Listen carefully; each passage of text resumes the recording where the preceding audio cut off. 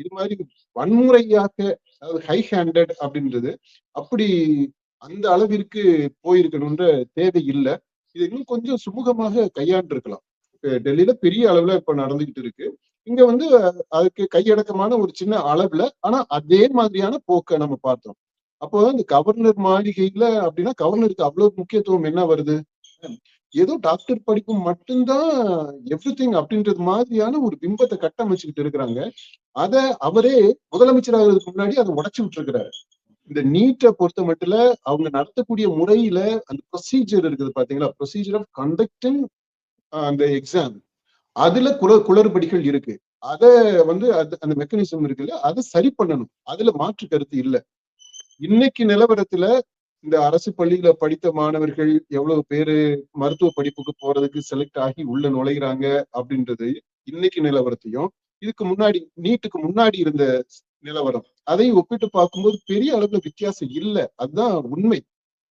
படித்த நகர்ப்புறத்தை சேர்ந்த வசதியான அந்த அந்த குழு, அந்த வகுப்பு, அவங்களுக்கான பிரச்சனையாகத்தான் இன்னைக்கு நீட் இருக்கு. இன்னைக்கு அதான் அவங்கதான் பயனடையக்கூடியவங்க. இப்ப இதை முன்னெடுத்துக்கிட்டு இருக்கிறவங்க, முன்னாடி இருக்கக்கூடியவங்களும் அவங்களாகத்தான் இருக்கிறாங்க. இந்திய மக்கள் எதுக்கு முக்கியத்துவம் கொடுக்கணும்னு நினைக்கிறீங்க? இந்திய மக்களுடைய கவனம் எதை நோக்கி திரும்பணும்? இந்த ஒரு சின்ன குழுவினருக்கு அவங்களுடைய பிரச்சனையாக இருக்கக்கூடிய இந்த நீட்டை பார்க்கணுமா, இல்ல ஒட்டுமொத்தமாக 60% இந்தியர்களுடைய வாழ்வாதார பிரச்சனையாக இருக்கக்கூடிய இந்த விவசாயிகளுடைய பிரச்சனையை பார்க்கணுமா? இது கவனத்தை திசை திருப்பக்கூடிய ஒரு செயல். இது ஒருவேளை பாஜகவே திட்டமிட்டு இந்த இதையும் சேர்த்து செய்யறாங்களோ அப்படின்னு கூட நம்ம நினைக்க வேண்டியது இருக்குது. அப்படி இருக்காதுன்னு தான் நான் நினைக்கிறேன். நீட்டோட ஒப்பிட்டு போது அங்க நமக்கு முன்னாடி இருக்கக்கூடிய அந்த பிரச்சனைகள் பெரிய, ஏதாவது எவரெஸ்ட் சிகரம் அளவுக்கு பெரிய பிரச்சனைப்பா. அது நம்ம மேல விழுகிறதுக்கு தயாரா இருக்கு. ஏன் இவ்வளவு மாணவர்கள் தயக்கம் காட்டுறாங்க அந்த அரசு கல்லூரியில சேர்றதுக்கு? ஏன்னா அங்க போதிய அளவுக்கு இன்ஃப்ராஸ்ட்ரக்சர் வசதி இல்லை, போதிய பாட பிரிவுகள் இல்லை. சிலருடைய பிரச்சனைய, பல பிரச்சனைகள்ல ஒரு பிரச்சனையாக இருக்கக்கூடியதை மட்டும் ஹைலைட் பண்ணிக்கிட்டு அதுதான் எல்லாமே அப்படின்றது மாதிரி பூதாகரமா ஊதி பெருக்கி காட்டுறதுன்றது வந்து ஏற்றுக்கொள்ளக்கூடியது கிடையாது.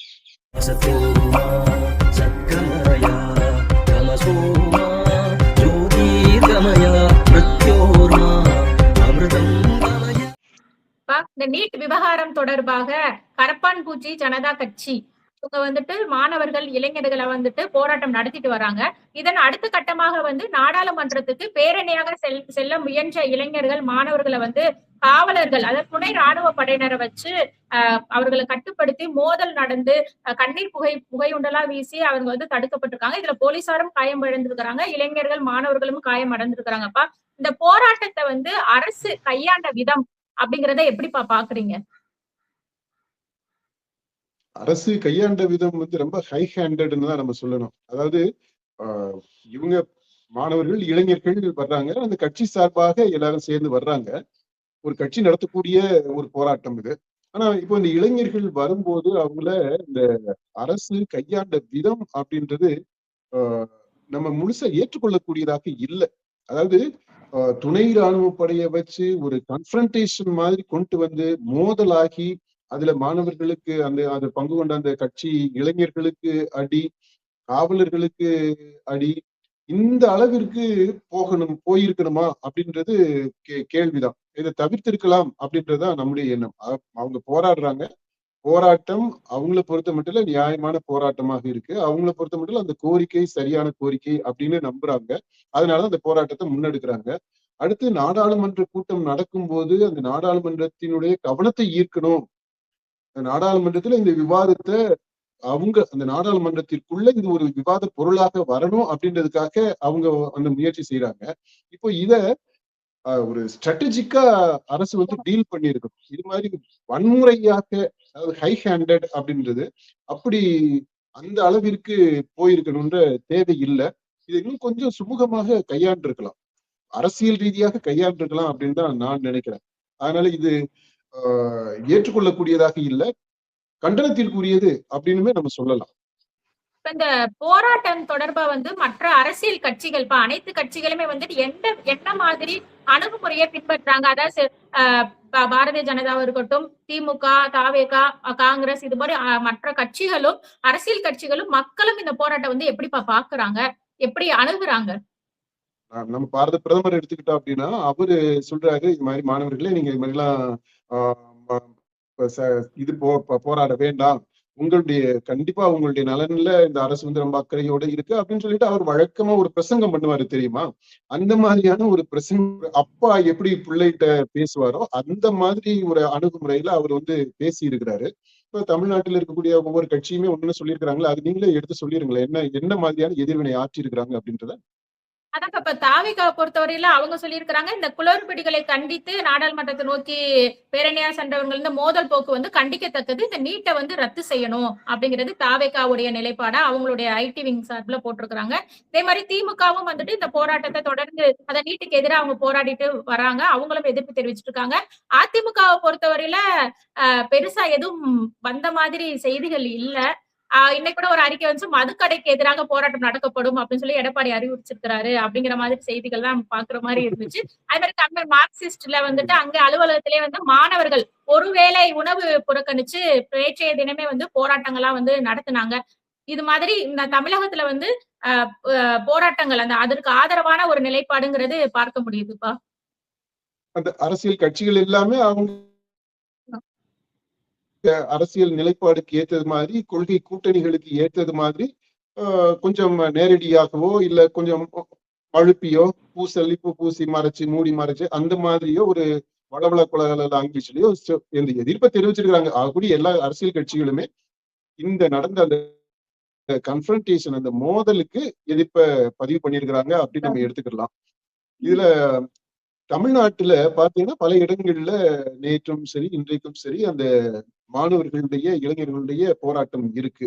அதாவது இந்த கரப்பான் பூச்சி ஜனதா கட்சியினுடைய சார்பாக மட்டும் இல்லாம பொதுவாகவே அந்த இளைஞர்கள் மத்தியில அந்த கண்டனத்தை அவங்க தெரிவிக்கிறத நம்ம பாக்குறோம். இதை ஒட்டி இந்த தமிழ்நாடு அரசினுடைய அணுகுமுறை என்னவாக இருக்குன்னு நீங்க சொல்ல முடியுமா?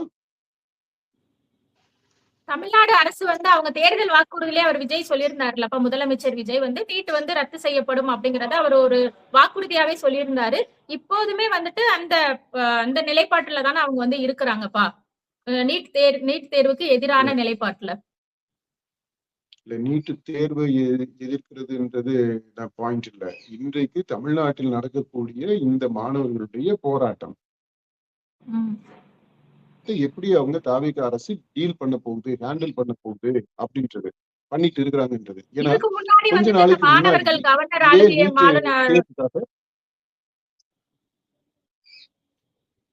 நம்ம இதே கோரிக்கையுடன் வந்து கவர்னர் மாளிகை மாணவர்களை வந்து தடுத்து நிறுத்தி அவர்களை வந்து கைது செய்து அதாவது இந்த அரசு தான். ஆனா வந்து கவர்னர் மாளிகைங்கிறதுனால இந்த முயற்சியில ஈடுபட்டோங்கிறத சொல்லுவாங்க.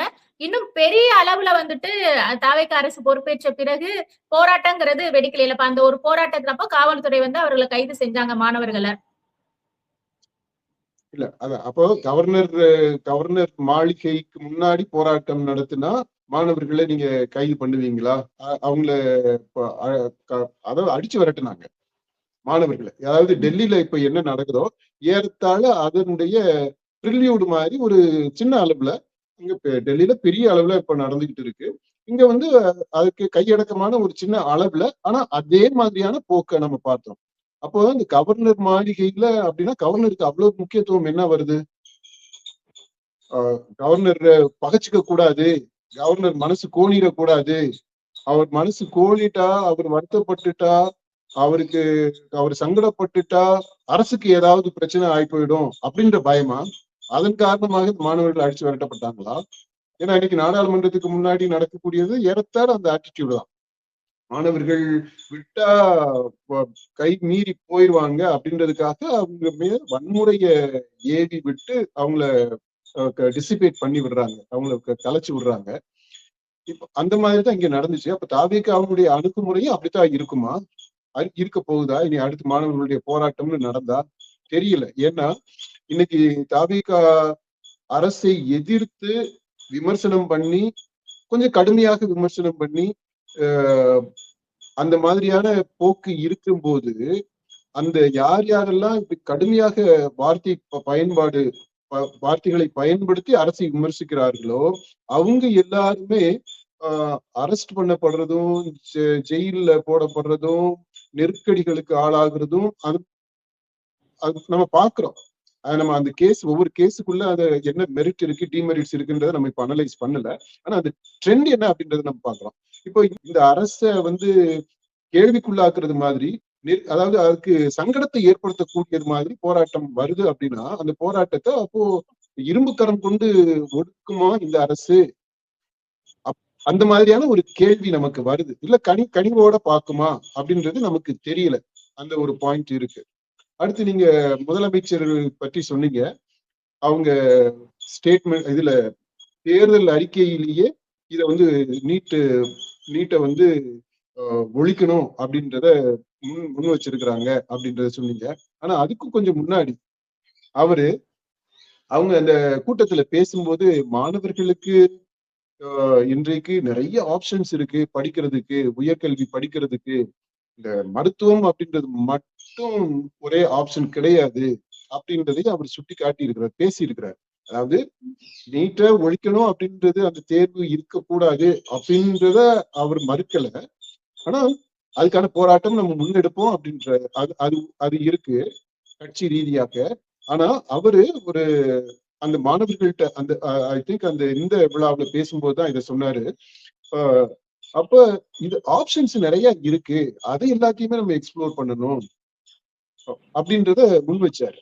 இது ஒன்று மட்டுமே வாழ்க்கை கிடையாது, இது ஒன்று மட்டுமே படிப்பு கிடையாது, மருத்துவம் அப்படின்றது மட்டும் அப்படின்றத ரொம்ப தெளிவா சொன்னாரு. I like it. ஏன்னா அதுல பெரிய அளவுல உண்மை இருக்குது. இன்றைக்கு இருக்கக்கூடிய இந்த இதெல்லாம் பாருங்களேன், ஏதோ டாக்டர் படிப்பு மட்டும்தான் எவ்ரிதிங் அப்படின்றது மாதிரியான ஒரு பிம்பத்தை கட்டமைச்சுக்கிட்டு இருக்கிறாங்க. அவரே முதலமைச்சராகிறதுக்கு முன்னாடி அதை உடைச்சு விட்டுருக்கிறாரு. நிறைய, அதாவது டாக்டர் படிப்பை விட ரொம்ப உன்னதமான நல்ல அருமையான படிப்புகள் எல்லாமே இருக்கு. எவ்வளவோ நல்ல படிப்புகள் எல்லாமே இருக்கு, கிரியேட்டிவான படிப்புகள் இருக்கு, அறிவார்ந்த படிப்புகள் இருக்கு, அறிவியல் துறையில இருக்கு, கலைத்துறையில இருக்கு. அப்படி பல துறைகள்ல அவங்களுடைய ஸ்போர்ட்ஸ்ல எக்ஸல் பண்ண முடியும். அப்படி இப்ப இருக்கு இல்லையா, அது எல்லாத்தையுமே நம்ம கன்சிடர் பண்ணணும் அப்படின்றத அவர் முன் வச்சிருக்கிறாரு. அது ரொம்ப நல்ல ஸ்டாண்டு. அதை நம்ம இன்றைக்கு அதை நிலைப்படுத்துறதுல சந்தோஷமா இருக்கு. சரி, முதலமைச்சர் இந்த ஒரு ஸ்டாண்ட் முன்னாடி சொல்லியிருக்கிறாருப்பா. ஆனா இன்னைக்கு இப்போ நடந்துட்டு இருக்கக்கூடிய பிரச்சனைங்கிறது இதா ஒட்டிதான் நடந்துட்டு இருக்கு. இது ஒரு பூதாகரமாவே நடந்துட்டு இருக்குதுன்னே நம்ம சொல்லலாம். ஏன்னா அந்த அளவுக்கு டெல்லியில இது வெடிச்சிருக்குது. இப்போ அவங்க சொல்ற கோரிக்கை முழுவதுமே இந்த நீட்டுக்கு ஆதரவான நிலைப்பாட்டுலதான் இருக்கிறாங்க. அத நீட் வினாத்தாள் வெளியான விவகாரத்துல கூட அந்த மத்திய அமைச்சர் கல்வி அமைச்சர் பதவி விலகணும், அந்த ஏற்கனவே உயிரிழந்தவங்களுக்கு இழப்பீடு, நீதி வழங்க வேண்டும், இந்த நிறைய விஷயங்கள்லாம் பண்ணணும் அப்படிங்கிற கோரிக்கையை வலியுறுத்த இவங்க போராட்டங்கிறத பண்ணிட்டு இருக்கிறாங்க. இந்த ஒற்றை கோரிக்கை, அதாவது நீட்டுங்கிறது இப்ப காலம் கடந்து அதை ஏற்றுக்கொண்டு மாணவர்கள் பயணித்து இருக்கிற நிலையில இந்த ஒற்றை கோரிக்கையோடு இந்த போராட்டம் தீவிரம் அடைந்திருக்கிறது இந்த காலகட்டத்துக்கு தேவையான விஷயமாப்பா? சூப்பரான ஒரு பாயிண்ட் நீங்க சொல்லி இருக்கிறீங்க. ஏன்னா இந்த நீங்க இப்ப சொல்றீங்க இல்லையா, இந்த கோணத்துல இந்த பிரச்சனையை யாருமே அணுகல.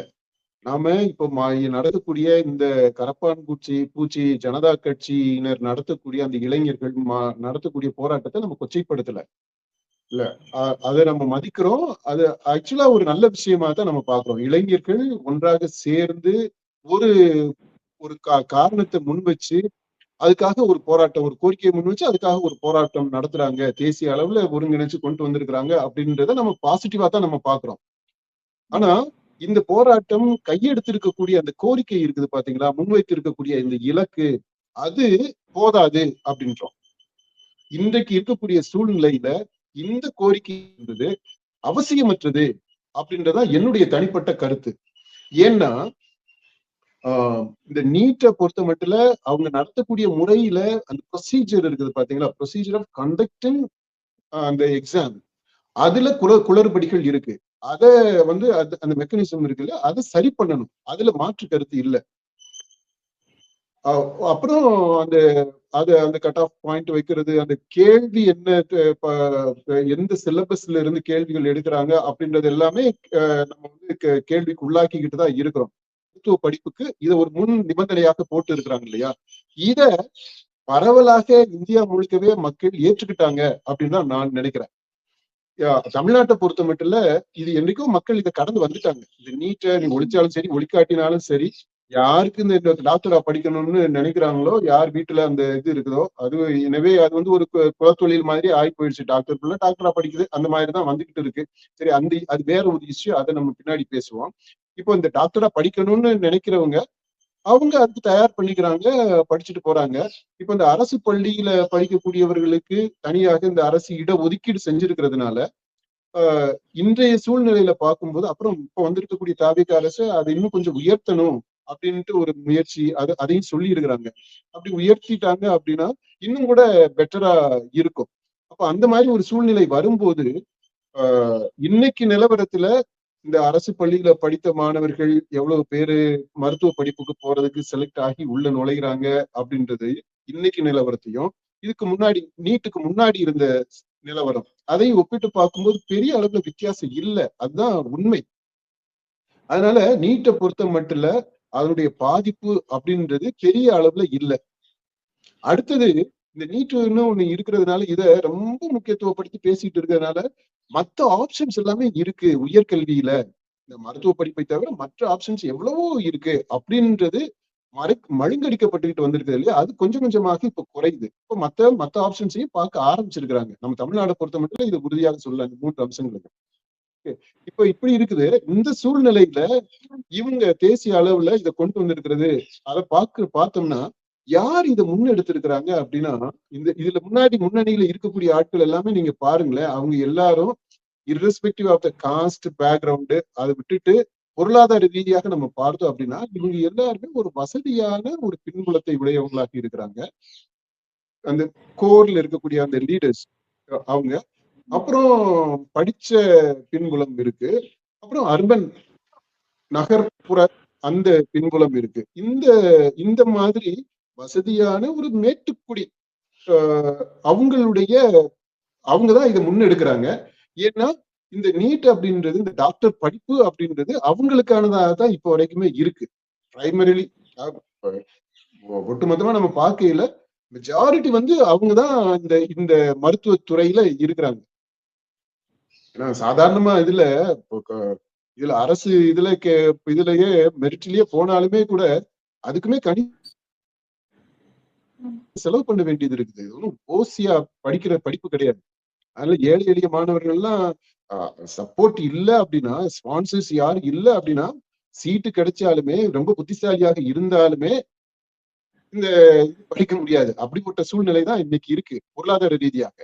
அப்போ இந்த போராட்டத்தை முன்னெடுக்கக்கூடியவங்க எல்லாமே பார்த்தீங்கன்னா, இந்த நீட்டால யார் பயன் பெறுவார்களோ, பெரும்பான்மை பயன் யாருக்கு போகுமோ அந்த பின்புலத்தை சேர்ந்தவங்க, சமூக பொருளாதார பின்புலத்தை சேர்ந்தவங்க தான் இந்த நீட்டு இந்த போராட்டத்துல இப்ப நடந்துட்டு இருக்க.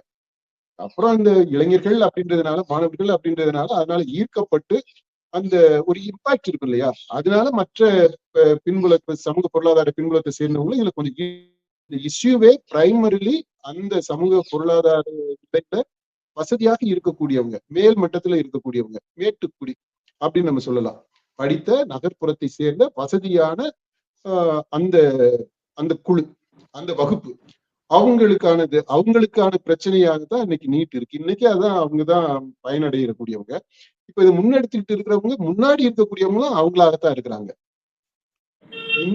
ஆனா இன்னைக்கு நாட்டுல என்ன பிரச்சனை அப்படின்னா, இன்றைக்கு இப்ப நம்ம பேசிக்கிட்டு இருக்கையில டெல்லியில இந்த பசங்கள் எல்லாம், இளைஞர்கள் எல்லாம் போராட்டம் நடத்துறாங்களா நீட்டுன்ட்டு, அங்க இதை விட உயிர் பிரச்சனை, வாழ்வா சாவா பிரச்சனைங்க. விவசாயிகள் அங்க ஊர்வலமா வந்துகிட்டு இருக்கிறாங்க. அவங்கள டெல்லிக்குள்ள வர விடாம எல்லையிலேயே தடுத்து நிறுத்திட்டு இருக்கிறாங்க காவலர்களை வச்சு. இது நடந்துகிட்டு இருக்கு. இப்போ நீங்க எதை பத்தி பேச போறீங்க? இந்திய மக்கள் எதுக்கு முக்கியத்துவம் கொடுக்கணும்னு நினைக்கிறீங்க? இந்திய மக்களுடைய கவனம் எதை நோக்கி திரும்பணும்? இந்த ஒரு சின்ன குழுவினருக்கு அவங்களுடைய பிரச்சனையாக இருக்கக்கூடிய இந்த நீட்டை பார்க்கணுமா, இல்ல ஒட்டுமொத்தமாக 60% இந்தியர்களுடைய வாழ்வாதார பிரச்சனையாக இருக்கக்கூடிய இந்த விவசாயிகளுடைய பிரச்சனையை பார்க்கணுமா? நான் குறைஞ்சபட்சமா 60% சொல்லியிருக்கிறேன். ஆக்சுவலா ஒட்டுமொத்த இந்திய மக்களுடைய பிரச்சனை, ஏன்னா மறைமுகமாகவோ நேரடியாகவோ பாதிக்கக்கூடியது இந்த விவசாயம் அப்படின்றது. இப்போ அவங்களுடைய பிரச்சனையை பற்றி மக்கள் பேசணுமா? இப்ப அது மட்டும் இல்லாம இப்ப நாடாளுமன்ற மழைக்கால கூட்டத்தொடரும் வந்து நடந்துட்டு இருக்குதுல்லப்பா. அந்த செய்தியுமே பின்னுக்கு தள்ளிட்டு இப்போ அந்த செய்தி எல்லாமே இல்லாம இந்த போராட்டம் செய்தி தான் வந்துட்டு எல்லார்ட்டையுமே செய்தியா வந்துட்டு இருக்கு. அத பத்தி தான் வந்து மக்களுமே சிந்திச்சுட்டு இருக்காங்க. இப்ப மழைக்கால கூட்டத்தொடர்லயுமே முக்கியமான விஷயங்கள்லாம் டிஸ்கஷன்ல இருக்குது. இப்ப அந்த செய்திகளுமே வந்து இரட்டிப்பு பண்ணப்பட்டுட்டு இந்த மோதல் சம்பவம், இந்த மாணவர்களுடைய போராட்டம் தானே இன்னைக்கு செய்தியா ஊடகங்கள்ல வந்துட்டு இருக்குது. இன்னைக்கு நீங்க கரெக்டா அந்த பாயிண்டையும் சொல்றீங்க. இன்னைக்கு நாடாளுமன்றத்துக்கு அந்த எம்எல்ஏஸ், எம்பிஸ் அந்த கணக்கு வழக்குகள் எல்லாம் ஒரு பக்கம் பேசிக்கிட்டு இருக்கோம் பாத்தீங்களா?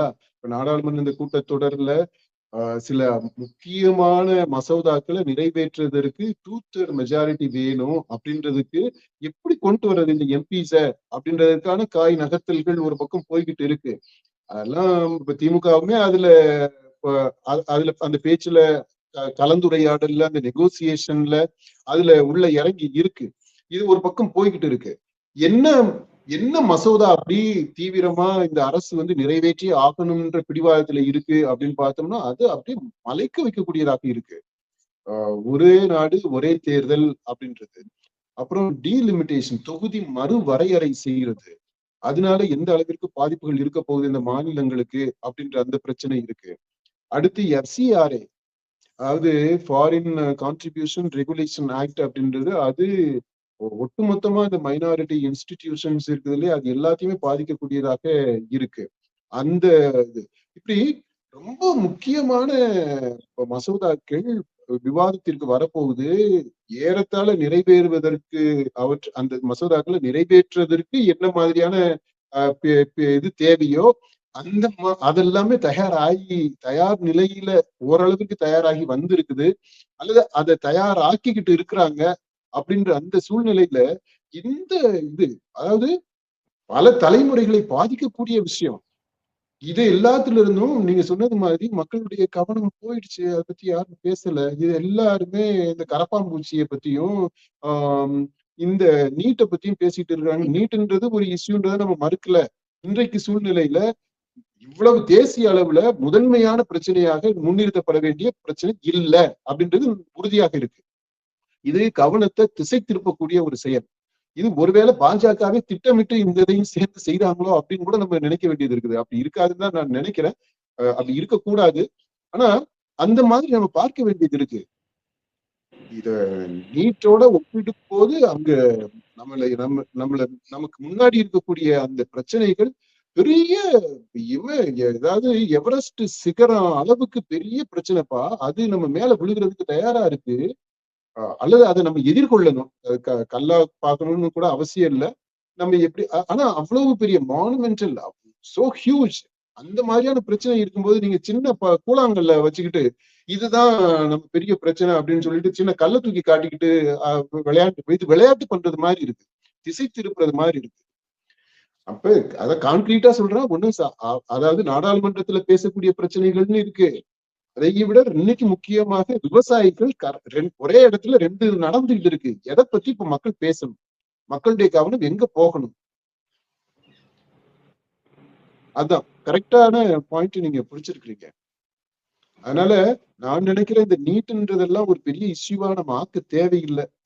அது காலம் மாறிடுச்சு. கொடுத்து அந்த மெத்தடாலஜி இருக்குது இல்லையா, நீட் நடத்தக்கூடிய விதம், அதுல மாற்றங்களை கொண்டு வரணும். அதை இன்னும் கொஞ்சம் ஃபுல் ப்ரூஃப் ஆக்கணும். அதாவது இந்த மாதிரி லீக்கேஜ் இல்லாம அதுல முறைகேடுகள் நடக்க விடாம பாக்கக்கூடியதாக இருக்கணும். ஏன்னா இந்த எக்ஸாம் நடத்துறதுனால அரசுக்கு லட்சக்கணக்கான கோடிகள் வருமானமா வருது. 100 1000 கோடி இல்லப்பா, லட்சங்கள்ல வருதுப்பா. லட்சங்கள்ல கோடிகள், அவ்வளவு வருமானம் வருது. அதாவது எஜுகேஷன் இதுக்காக, கல்விக்காக தேசிய அளவுல இந்த ஒன்றிய அரசு ஒதுக்கக்கூடிய அந்த பட்ஜெட் இருக்குல்ல, அதை விட அதிகமான வருமானம் டேர்ன்ஓவர் வந்து இந்த எக்ஸாம்ல வருதுன்றாங்க. பார்த்தோன்னே எனக்கு அவ்வளவு ஆச்சரியமா போயிடுச்சு. அவ்வளவு பணம் கொட்டக்கூடிய ஒரு பெரிய ஒரு இதா இருக்குது, ஒரு தங்க சுரங்கம் மாதிரி. இது பணத்தை அப்படியே கொட்டுது. வந்து அரசுக்கு இப்ப பெரிய இந்த அளவுல வருவாயை நீட் கொடுக்கக்கூடியது. விவகாரத்த வந்து அந்த விதத்துல எடுத்துக்கிட்டோம்னா, பார்க்கணும். ஒவ்வொரு சொல்லுங்க, கட்சியிலுமே எது வந்துட்டு சொல்லுங்க. கட்சிகள் இந்த அமைப்புகளுமே வந்து ஒரு அரசியலுக்காக பயன்படுத்திக்கிறாங்களோ அப்படிங்கிற ஒரு சந்தேகம் எழுதுலப்பா. ஏன்னா இப்ப பல ஆண்டுகளா இந்த நீட் தேர்வுங்கிறது நடந்துட்டு இருக்குது. இப்ப நம்மளுமே சொல்றோம், மக்கள் வந்து அத கடந்து ஏற்றுக்கொள்ள ஆரம்பிச்சுட்டாங்க. மாணவர்களுமே நெறைய பயிற்சிகள் பள்ளிகள்லயுமே பயிற்சிகள் குடுக்குறாங்க. தனியார் பிரைவேட்லயுமே பயிற்சிகள் எடுத்துட்டு அதோட பயணிக்க வந்து மாணவர்கள் ஆரம்பிச்சுட்டாங்க. ஆனா ஒவ்வொரு முறையுமே வந்துட்டு இந்த அரசியல் கட்சிகள் வந்து நீட் தேர்வு ரத்து செய்யப்படும் அப்படிங்கிற மாரி ஒரு போலியான வாக்குறுதிய மாணவர்கள்ட்ட குடுத்து, அவங்க மனநிலைய வந்து மாற்றுக்கான முயற்சி. அத அரசியலுக்காக இத பயன்படுத்திக்கிறாங்க அப்படிங்கிற மாதிரியும் நம்ம எடுத்துக்கலாம்லப்பா. ஆமா. அது இப்ப இது அரசியலுக்காக தான் இத ஒரு பயன்படுத்திட்டு இருக்கிறாங்க. அதாவது இந்தி திணிப்ப பத்தி சொல்றாங்க இல்லையா? இருமொழி கொள்கை அந்த மாதிரி. ஒரு பக்கம் இந்த இருமொழி கொள்கை, மும்மொழி கொள்கை அப்படின்னு பேசிக்கிட்டு தனியார் பள்ளிகள சிபிஎஸ்இ ஸ்கூல்ஸ வந்து கன்னா பின்னான்னு திறந்து விட்டுறது. அங்க வந்து எல்லாமே மும்மொழி கொள்கை, 4 மொழி கொள்கை, எத்தனை மொழி கொள்கையோ அது நம்ம சிபிஎஸ்இ ஸ்கூல்ல வந்து நடக்கிற விதங்கள்ல நமக்கு தெரியும். அந்த மாதிரி நிறைய முரண்பாடுகள் இருக்கு. சும்மா அதாவது ஒரு அரசியல் பண்ணணுன்றதுக்காக இதெல்லாம் பயன்படுத்துறாங்க. இன்னைக்கு தமிழ்நாடு எடுத்துக்கங்க. கல்வியினே எடுத்துக்கிருவோம்ப்பா. மாணவர்களுக்கு உயர்கல்வியை பொறுத்த மட்டும் இல்ல, கல்லூரி கல்வியை பொறுத்த மட்டும் இல்ல, பிரச்சனை அப்படின்னா, இது நீட்ன்றதுதான் ஒரு பெரிய பிரச்சனையா? அது ஒரு பிரச்சனை. இதை விட முக்கியமான பல பிரச்சனைகள் இருக்கு. நான் என்ன பாக்குறேன்னா, இன்னைக்கு நிலவரத்துல இந்த அரசு நடத்தக்கூடிய கலைக்கல்லூரிகள் இருக்கு இல்லையா? கலை அறிவியல் கல்லூரிகள், ஏன் இவ்வளவு மாணவர்கள் தயக்கம் காட்டுறாங்க அந்த அரசு அரசு கல்லூரியில சேர்றதுக்கு? ஏன்னா அங்க போதிய அளவுக்கு இன்ஃப்ராஸ்ட்ரக்சர் வசதி இல்ல, போதிய பாட பிரிவுகள் இல்ல. லேட்டஸ்டா எவ்வளவோ ஏஐ வந்துருச்சு, மெஷின் லேர்னிங் வந்திருக்கு, விஆர் வந்திருக்கு. இந்த மாதிரி சிலபஸ் எல்லாம் புது புது துறைகள் இருக்கு இல்லையா? அது எல்லாமே இன்கார்பரேட் பண்ணப்பட்டிருக்குதா? அதற்கு அந்த இதெல்லாமே பாடத்திட்டத்திற்குள்ள வந்திருக்குதா? அது ஒட்டி சிறப்பு பாடங்கள்லாம் இருக்குதா? பாடப்பிரிவுகள் ஏற்படுத்தப்பட்டிருக்குதா? துறைகள் இருக்குதா? அதற்கு புலமை பெற்ற ஆசிரியர்கள் நியமிக்கப்பட்டிருக்கிறாங்களா? குறிப்பா தனியார் கல்லூரிகள்ல, அது எல்லா கல்லூரியும் இல்ல, சில தனியார் கல்லூரிகள்ல நம்ம பாக்குறோம். இதெல்லாம் ஃபார் அஹெட் அட்வான்ஸா போய்கிட்டு இருக்கிறாங்க. அந்த மாதிரி ஏன் நம்ம தமிழ்நாட்டில் இருக்கக்கூடிய அரசு கல்லூரிகளை நீங்க செய்ய முடியல? புதிய பாடத்திட்டங்களை ஏன் கொண்டு வர முடியல? அதுக்கு திறமை பெற்ற, அதுல புலமை பெற்ற ஆசிரியர்களை நீங்க ஏன் நியமிக்காம இருக்கிறீங்க? இப்ப இதனாலே என்ன ஆகுதுன்னா, ஏழை எளிய மாணவர்கள் திறமை இருந்துமே பயன்படுத்த முடியாம போயிருது. அந்த துறையில வளர முடியாம போயிருது. ஏஐல ஒரு பையன் வந்து அவ்வளவு இன்டெலிஜென்ட்டா இருக்கிறான்ப்பா. ஆனா வசதி இல்ல. தனியார் கல்லூரியில போய் படிக்கணும்னா அங்க லட்சக்கணக்குல ஃபீஸ் கட்டணும். அப்போ அந்த பையன் என்ன பண்ண முடியுது? இங்க கவர்மெண்ட் ஸ்கூல் காலேஜ்ல அந்த சப்ஜெக்ட் இல்ல. அப்போ ஏதோ ஒண்ணு ஒரு பிஏ ஹிஸ்டரி, பிஎஸ்சி பயாலஜி அப்படி படிக்க வேண்டியது இருக்கு. அதாவது அவனுக்கு இது நான் பயாலஜி படிக்கிறது குறைச்சு மதிப்பிடல, ஹிஸ்டரியை குறைச்சு மதிப்பிடல. ஒரு வேல்யூ இருக்குது. ஒவ்வொரு பாடத்திட்டத்திற்குமே வேல்யூ இருக்கு. நான் வந்து ஆர்வத்தை சொல்றேன், திறமையை சொல்றேன். அந்த திறமை உள்ள மாணவன், ஏஐல திறமை உள்ள ஒரு மாணவன் இங்க படிக்க முடியல. அந்த பாடப்பிரிவு இல்ல. இப்போ இதெல்லாம் எவ்வளவு முக்கியமான விஷயங்கள்ப்பா. இதெல்லாம் பார்க்கணும்ல, அரசு செய்யணும்ல. அது மாதிரி ஒரு பையனுக்கு வந்து ஏவியேஷன்ல ஆர்வம் இருக்குன்னு வச்சுக்கோங்க. அதுக்கான திறமை இருக்குது, இன்டெலிஜென்ஸ் இருக்கு. அவன் எங்க போய் படிக்க முடியும்? ஏழை எளிய மாணவர்கள் எங்க போய் படிக்க முடியுது? அந்த மாதிரியான புதுமையான பாடத்திட்டங்களை கொண்டு வர்றது, அது எல்லாத்தையுமே இந்த ஏழை எளிய ஜாதி ரீதியாகவும் பொருளாதார ரீதியாகவும் கீழ் மட்டத்தில் அடித்தட்டுகளில் இருக்கக்கூடிய அந்த மாணவர்கள், அவங்களுக்கு இதெல்லாம் ஆக்சஸ் பண்றதுக்கான ஒரு வாய்ப்பு. எனக்கு இந்த நீட்டை விட இது இப்ப நான் அது எல்லாத்தையும் விடுங்க. இன்னைக்கு நம்ம முந்தைய காணொலியில பேசணும் பாத்தீங்களா? அரசு கல்லூரிகள்ல இருக்கக்கூடிய இந்த சமூக நல விடுதிகள்ல சோத்து பிரச்சனைப்பா. பையங்களுக்கு சாப்பாடு பிரச்சனையை பத்தி பேசலாம். எப்படி சாப்பாடுன்றது எவ்வளவு அவ்வளவு அத்தியாவசியமான ஒரு தேவை. அதுல பிரச்சனை இருக்குப்பா. அது சரியா பண்ண முடியல. அதுல ஒழுங்கா சோற போடுங்கடா அவங்க ஹாஸ்டல்ல. சாப்பாடு மெனுவை வந்து நல்லபடியா போதுமான அளவு ஊட்டச்சத்து உள்ளதா உணவு மாத்துங்க அப்படின்னு சொல்லக்கூடிய நிலையில நம்ம இங்க இருக்கிறோம். அதுக்கான போராட்டத்துல இங்க இருக்கிறோம். இதுல போய்கிட்டு நீட்டு நோட்டுன்ட்டு நீங்க வந்து இப்ப யாருடைய பிரச்சனையை பத்தி இங்க பேசிக்கிட்டு இருக்கிறீங்க? இது எல்லாத்தையுமே அது வேண்டான்னு சொல்லல. திரும்பவும் அதை விட முக்கியமான பிரச்சனை உயிர் பிரச்சனை, உயிரோட்டமான பிரச்சனை, வேரோட்டமான பிரச்சனை. ஒரு தலைமுறையே பாதிக்கக்கூடிய பிரச்சனை. இந்த தலைமுறை மட்டும் இல்ல, அவங்களை பாதிக்கக்கூடிய பிரச்சனைகள் கல்வித்துறையிலேயே அவ்வளவு இருக்குப்பா. இந்த துணைவேந்தர் நியமனத்திலேயே பிரச்சனைகள் இருக்கு. இது மாநில அரசினுடைய கட்டுப்பாட்டுல இருக்குதா, மத்திய அரசு என்ன ஆக போறோம், அதுல பெரிய டிஸ்கஷன் ஓடிக்கிட்டு இருக்கு, விவாதங்கள் போய்கிட்டு இருக்கு, நிறைய காம்ப்ரமைசஸ் பண்ணக்கூடிய சூழ்நிலை இருக்கு. இந்த மாதிரி விஷயங்கள் எல்லாம் பொதுமக்கள் விவாதத்திற்கு கொண்டு வரணும்ப்பா. மக்கள் விவாதிக்கணும், அவங்களுடைய கருத்தை சொல்லணும். ஏன்னா அவங்கதான் கடைசியாக பாதிக்கப்பட போறாங்க, அல்லது நல்லது நடந்துச்சுன்னா அதனால பயன்பெற கூடியவங்களாக இருக்கிறாங்க. சிலருடைய பிரச்சனைய, பல பிரச்சனைகள்ல ஒரு பிரச்சனையாக இருக்கக்கூடியதை மட்டும் ஹைலைட் பண்ணிக்கிட்டு அதுதான் எல்லாமே அப்படின்றது மாதிரி பூதாகரமா ஊதி பெருக்கி காட்டுறதுன்றது ஏற்றுக்கொள்ளக்கூடியது கிடையாது.